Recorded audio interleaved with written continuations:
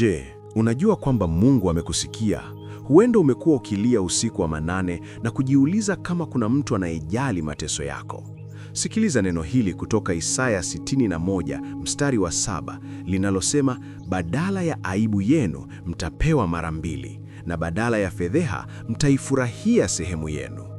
Mungu anasema leo ni zamu yako kupokea mara mbili. Usiondoke hapa, maana kuna kitu kikubwa Mungu anafanya kwenye maisha yako sasa hivi. Kuna mtu anahisi kama amekwama, biashara haiendi, madeni yamekuandama na kila mlango unaogusa umefungwa. Lakini nakwambia, vumilia kidogo. Sikiliza kwa makini, maana saa yako ya ushindi imefika. Katika jina la Yesu, kila kifungo kinakatika sasa. Mungu anajua unahitaji kazi, anajua unahitaji amani kwenye ndoa yako, na anajua unahitaji uponyaji kwenye mwili wako. Usikate tamaa, endelea kusikiliza, maana neno hili ni kwa ajili yako leo. Mungu anarejesha kila kitu kilichopotea katika jina la Yesu. Kuna mtu hapa ambaye amekataliwa na watu, umeachwa mpaka unahisi huna thamani tena. Nataka nikuambie, Mungu hajakuacha. Yale maumivu unayohisi ndiyo yanatengeneza ushuhuda wako wa kesho. Usiondoke, maana Mungu anabadilisha aibu yako kuwa heshima. Unaweza kuona giza, lakini mwangaza unakuja. Kuna muujiza unaumbwa sasa hivi kwa ajili ya watoto wako, kwa ajili ya uchumi wako na kwa ajili ya afya yako. Katika jina la Yesu, pokea nguvu mpya ya kusonga mbele. Sikiliza hii kwa makini.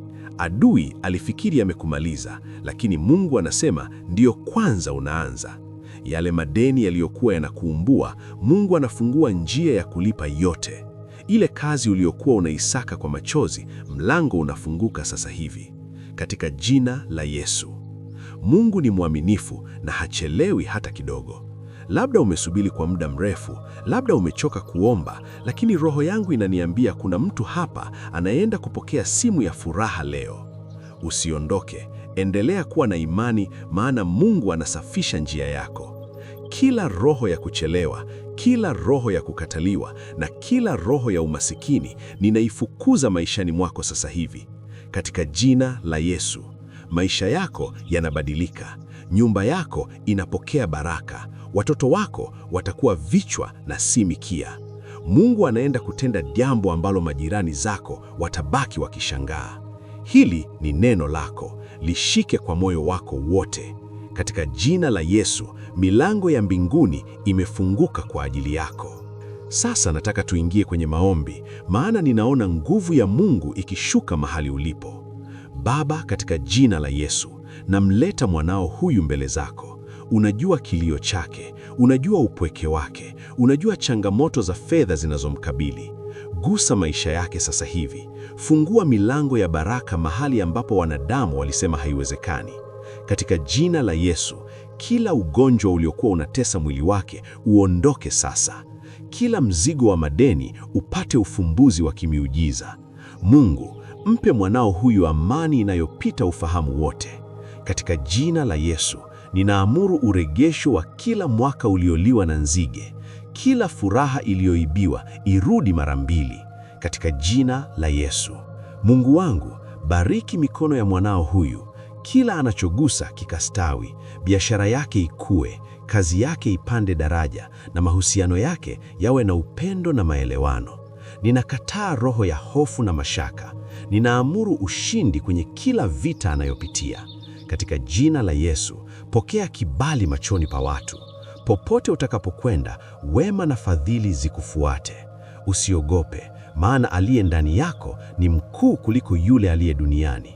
Katika jina la Yesu, ninafungua milango yako zote zilizokuwa zimefungwa. Ninaona mwangaza mpya kwenye maisha yako. Ninaona kicheko kikichukua nafasi ya machozi. Katika jina la Yesu. Asante Mungu kwa sababu umetenda.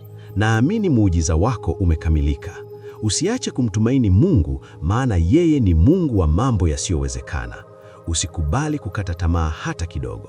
Endelea kusimama kwa imani ukijua kwamba ushindi wako umeshapatikana. Nataka uandike ombi lako hapa chini au useme amen kwa imani, nami nitazidi kukuombea. Mungu anakupenda sana na ana mipango mizuri na wewe. Usiache kutoa ushuhuda wako utakapopokea baraka hizi. Maisha yako hayatabaki kama yalivyokuwa. Neema ya Mungu iwe nawe, amani yake ikutawale na baraka zake zikuandame kila siku ya maisha yako. Katika jina la Yesu, amen.